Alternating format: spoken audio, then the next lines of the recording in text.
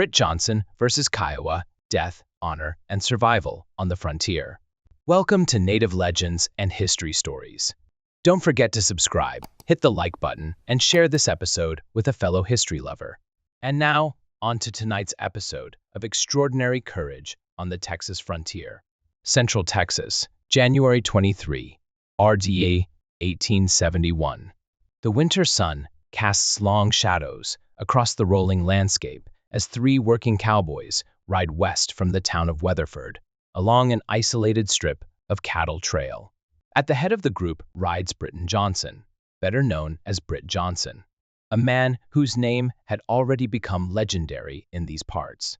With him are Dennis Curtin and Paint Crawford, fellow freedmen who shared Johnson's reputation for exceptional skill as cowhands and integrity in business dealings. The trio intends to gather Johnson's cattle and return to Weatherford to sell them, a routine journey that would soon become anything but ordinary. All three men are ex-slaves, granted their citizenship and freedom less than a decade earlier. Yet in these dangerous borderlands, where character often meant more than color, Britt Johnson had earned universal respect. As an upstanding citizen and local hero, his reputation crossing the cultural boundaries that divided settlers from natives.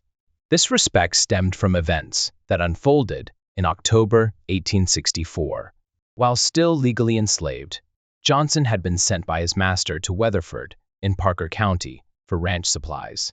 During his absence, he left his pregnant wife Mary and three children at the Fitzpatrick Ranch near Fort Belknap, believing they would find safety in numbers. The Fitzpatrick Place, also known as the Carter Trading Post, was home to Elizabeth Fitzpatrick, a 38-year-old widow and grandmother who had earned her own remarkable reputation in the territory. The Fitzpatrick homestead housed 13 souls that fateful day. Elizabeth Fitzpatrick herself, her mixed-race children, 13-year-old Elijah Carter and 21-year-old Susanna Carter Durkin. Susanna's two young daughters, 5-year-old Lottie and 2-year-old Millie Jane, a newborn infant boy, and the Johnson family, Mary and her three children, including 7-year-old Jim, 4-year-old Cherry, and young Jube. Upon Johnson's return, he discovered that a large combined force of Kiowa and Comanche warriors had descended upon the settlement in what would become known as the Elm Creek Raid. The attack was swift and merciless. Susanna Carter Durkin died trying to defend the homestead with a shotgun. Young Jim Johnson was cut down as he attempted to flee. The raiders found the hidden newborn infant and killed him brutally. The remaining women and children, including Mary Johnson, her two surviving children, Elizabeth Fitzpatrick, and her granddaughters, were bound and taken captive. In total, 11 homes were burned, over a dozen settlers killed, and several others taken captive during the raid. What followed became the stuff of Texas legend. After securing the legally required written permission from his master to travel alone on the frontier, an extraordinary document for an enslaved man, Johnson embarked on a solitary quest to rescue not only his family, but also the surviving Fitzpatrick captives. Through months of careful tracking and diplomatic negotiations, he managed to work his way into the good graces of various tribal bands.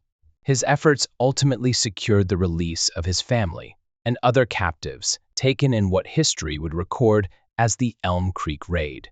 However, this success came with a price. Some tribal members, particularly among the Kiowa, harbored deep resentment toward Johnson. They believed he had acted duplicitously, claiming he had rescued more captives than agreed upon in their negotiations. The Kiowa's vow of retribution was about to be fulfilled in Young County, ironically, not far from where the Elm Creek Raid had occurred 7 years earlier. This timing was particularly ominous, coming just 6 months after the Warren Wagon Train Raid, where Kiowa warriors had demonstrated their lethal efficiency by killing 7 out of 12 well-armed men in a single attack. The territory between settlements had become so dangerous that Young County's population had plummeted by 77% in the past decade. with only the most resilient or desperate settlers remaining. As the sun sets on January 23 RD, Johnson guides his companions to an elevated position that offers both visibility and defensive advantages for their night camp. His large battle-tested horse, the same faithful companion that had carried him through his solitary quest to rescue his family from the Kiowa, stands alert to any movement in the gathering dusk. The horse's experience in Indian territory rivals that of his master, having survived countless encounters during Johnson's dangerous missions to rescue captives over the years. Around the horse's feet, Johnson's small dog maintains its own vigilant patrol of the perimeter, its keen senses attuned to the sounds and scents of the frontier night. These three freedmen, Johnson, Curitin, and Crawford, represent the elite of Young County's frontiersmen, their skills honed through years of working cattle and defending against tribal raids. Each man carries a full complement of weapons, typical of experienced frontier travelers. Their primary armament consists of Henry repeating rifles, sophisticated weapons capable of firing 16, 44 caliber rounds in rapid succession, a significant advantage over single-shot weapons. Each man also carries multiple Colt revolvers, typically one on their hip and another in a shoulder holster or saddle scabbard. Each man carries several hundred rounds, distributed between rifle cartridges in leather pouches and revolver ammunition in specialized gun belts. Additional ammunition is packed in their saddlebags, along with spare parts and cleaning supplies, essential for maintaining their weapons in the dusty frontier conditions. Their guns are kept meticulously clean and loaded, positioned strategically around their sleeping areas for immediate access. The camp itself is arranged with tactical precision, learned from years of frontier experience. Their bedrolls are positioned behind natural cover, where possible, with clear lines of sight in all directions.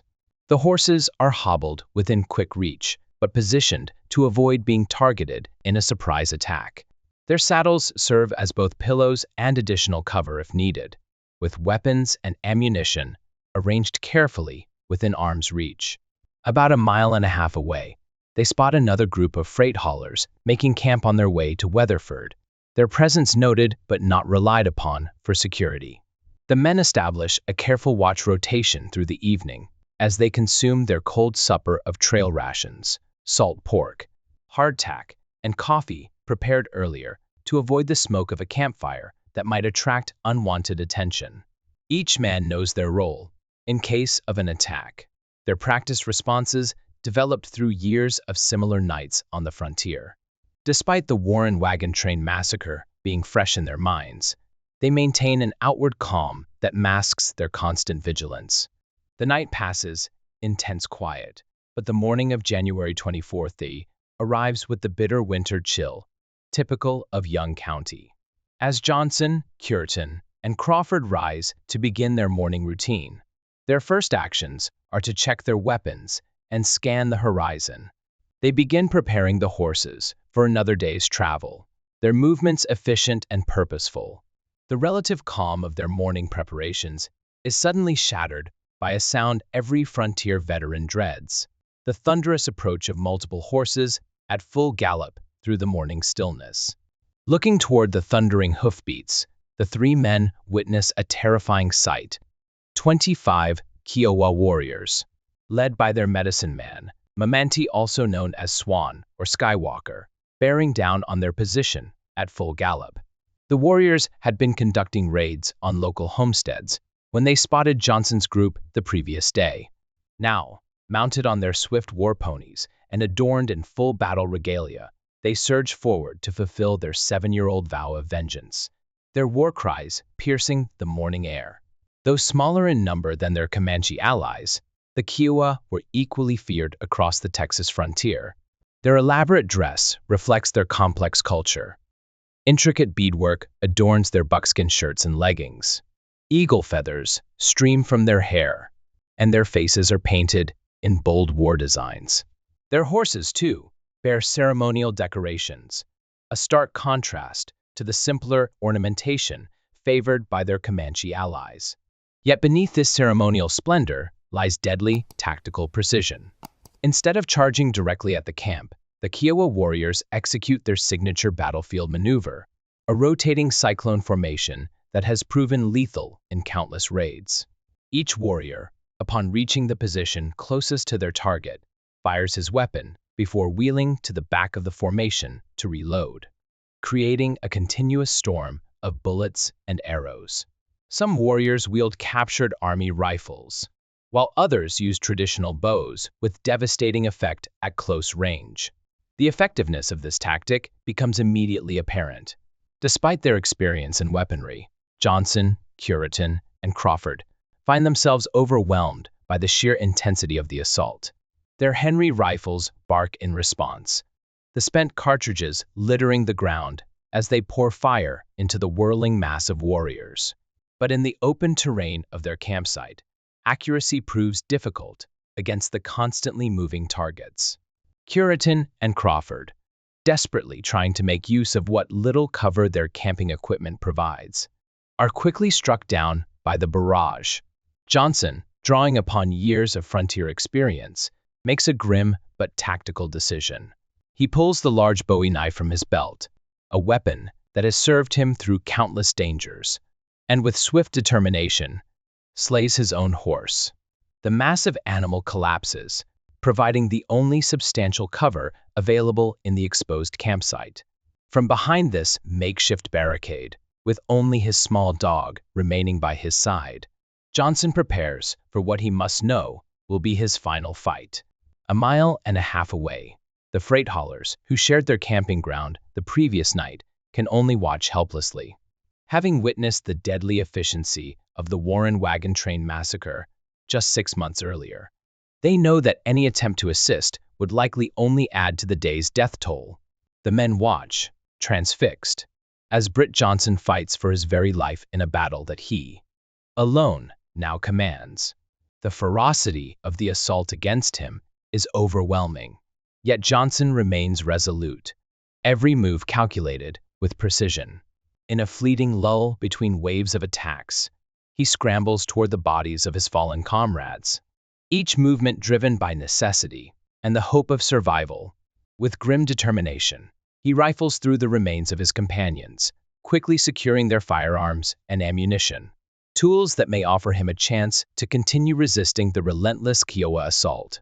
Once armed, he retreats once more behind the lifeless form of his horse, using the animal's body as a makeshift barricade. There, Johnson resumes his deadly task with mechanical efficiency, pouring sustained gunfire into the advancing ranks of Kiowa warriors. The sound of his rifle, crackling through the air like a harsh drumbeat, is relentless as he reloads and fires in quick succession, each shot ringing out with unyielding precision, cutting down his attackers one by one. The Kiowa, unable to break his defenses, continued their furious charges, undeterred by the steady barrage of bullets. No one can ever truly know the thoughts that passed through Britt Johnson's mind during these final, lonely moments of his life. The desperation of the situation, the cacophony of battle, and the overwhelming weight of his own mortality would have no doubt clouded his consciousness. Yet, it is not hard to imagine that memories of his beloved wife and children, who were but a few dozen miles away, flooded his mind during this harrowing fight for survival. Perhaps he thought of their faces, of the quiet moments they shared before this blood-soaked chaos unfolded around him. Alongside these memories may have been the darker recollections of his years among the tribes, of the brutal death of his son and the vengeful promises made by the warriors who now sought his life. Such images, painful, personal, and laden with years of conflict, must have intertwined with his focus, even as he continued to fend off the ever-present threat of death. Though the true nature of Johnson's thoughts remains beyond our grasp, his actions in these final moments became the stuff of legend. Surrounded by the Kiowa warriors, who darted about him like a swarm of enraged hornets, he showed no fear, no hesitation, nor any mercy.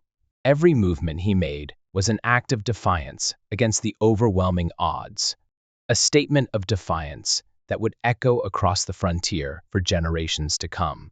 His rifle never wavered. Shot after shot rang out, deafening anyone who might have been close enough to hear. The ground beneath him trembled with the sound of hooves as the Kiowa continued their relentless attacks, their bloodlust undiminished by his defiance. Still, Britt Johnson pressed on. Each shot fired a testament to his unyielding will. Eventually, it is clear that his defiance could not last forever. Though the precise moment of his fall remains unknown, it is certain that at some point during this brutal engagement, Johnson was struck, whether by a bullet or an arrow. The details are lost to time, and mortally wounded. The onlookers, men from the freight-hauling detail who had been watching helplessly from a distance, they witnessed the Kiowa swarm his position, a final, inevitable act that signified the end for the brave lone cowboy. They waited hours for the battle to subside, certain that the Kiowa would soon depart. When they finally ventured toward the site of the battle, what they found bore testament to the ferocity of the struggle.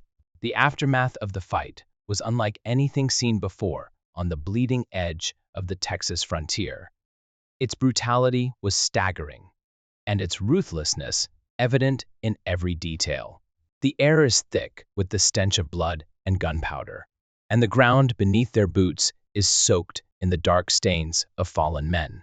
The bodies of Dennis Cureton and Paint Crawford lie where they fell, their forms twisted in the grotesque contortions of death.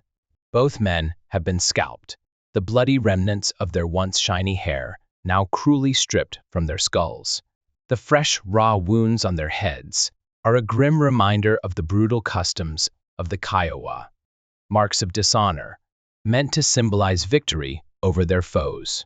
The blood stains around their bodies are still vivid, dark against the pale, dust-covered earth, and the expression of shock and pain frozen on their faces tells of their final, fleeting moments of life.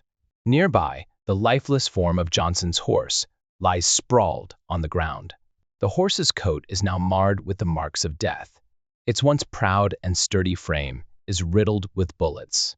Arrows, their shafts protruding from the horse's hide like cruel pins, punctuate the grim tableau, their tips still glistening with the remnants of blood. The animal's eyes are wide, its final moments having been as violent and unyielding as those of its rider. The horse's body, still warm and lifeless, in its final position. The entire scene is one of profound tragedy, its stark violence marking this encounter as one of the most ruthless to ever unfold on the frontier. Behind the fallen horse, they discover the body of Britt Johnson. The sight is horrific, a stark testament to the brutality of the assault he had faced. His body has been mutilated beyond recognition, the once proud features of his face now gruesomely disfigured, scalped and eviscerated in a final, barbaric act of violence. The savagery with which the Kiowa treated their enemies is evident in the way Johnson's remains lie, ravaged and torn. In an almost poetic cruelty, his small but eternally loyal dog has been found shoved into his torso, a symbol of the animal's devotion to its master, even in death. The dog, too, had met a grim fate, its body battered and lifeless beside Johnson's. Yet, amid the grisly scene, one detail stands as a testament to Johnson's unyielding will to fight to the very end. Scattered around his body, the men uncover 173 spent cartridges, each one a mark of the relentless firepower Johnson had unleashed in his final stand. The sheer number of spent rounds is staggering. It is nearly inconceivable that one man, alone and vastly outnumbered, could have expended so much ammunition in the face of overwhelming odds. The men who stumble upon this grim tableau are left in awe, recognizing the almost superhuman resilience it took to fight with such ferocity, even when survival had long ceased to be a possibility. Johnson, Dennis Cureton, and Paint Crawford, three men whose lives were ended in a violent, unforgiving moment, are eventually buried together in a humble, common grave, just off the road where they had fallen. A small marker, engraved with their names, stands as a quiet tribute at the site of their death. Today, the spot is marked by an official Texas Historic Site marker, commemorating the sacrifice and courage of these men. Though Britt Johnson did not receive the grandeur of a state funeral or the recognition he deserved, in his time, his legacy endured.